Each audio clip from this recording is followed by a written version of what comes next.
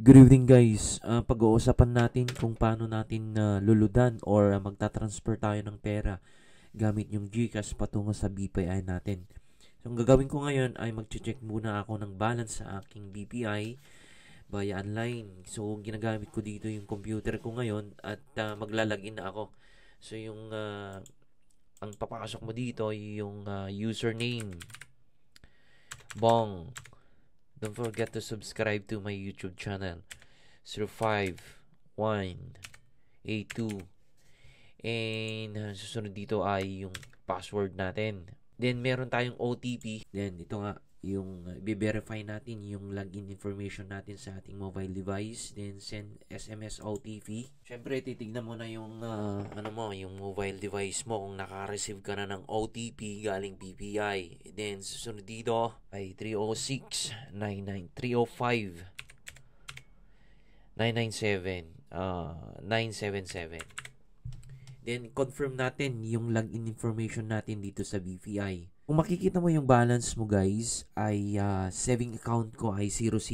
So, lalagyan ko siya ng 1,000 pesos gamit yung GCash ko. So, yung saving account ko ay dapat information natin.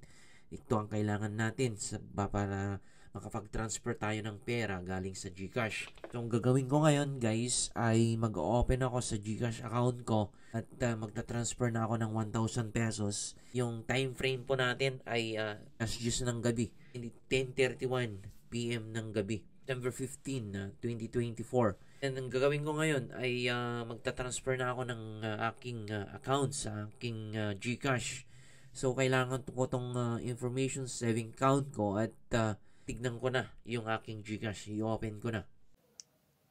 I-start na tayo sa GCash information natin. So, ang aking GCash ay inopen ko na para makapag-transfer na ako sa aking BPI account balance. Then, processing ang aking balance dito.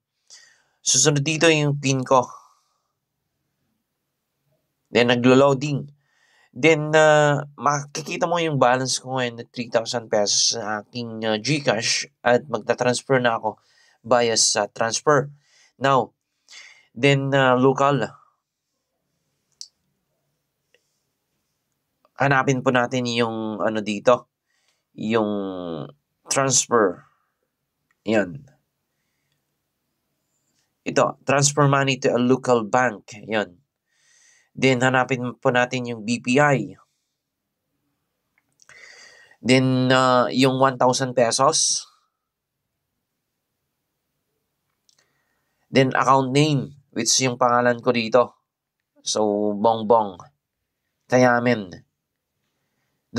Don't forget to subscribe to my YouTube channel.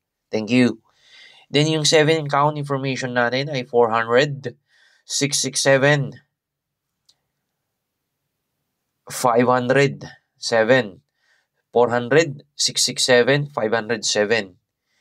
Then, susunod dito ay ma-receive niya yung aking receive sa aking narbuseng@hotmail.com. Then, send money. Then, mayroon siyang charge na 15 pesos. So, na-transfer natin sa 10:31 kanina. Then, yung sa GCash ay 10:35. Then, pay.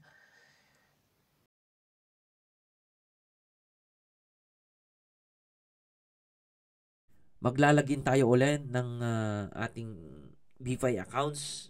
Pasok ko na yung username ko dito. Then, kailangan ng OTP natin dito.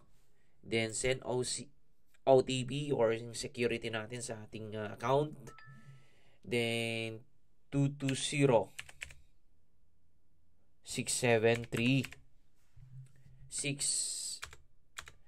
673. Confirm natin.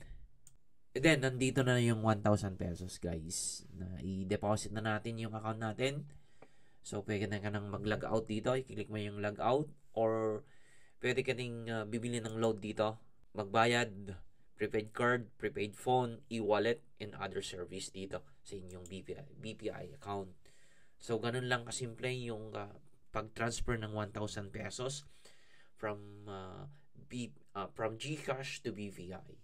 Ganun lang kasimple guys. Thank you so much at Don't forget to subscribe to my YouTube channel. Marami pa tayong pag-uusapan dito pagdating sa money. Kailangan nating i-secured yung mga deposit natin sa mga account natin pagdating sa banking.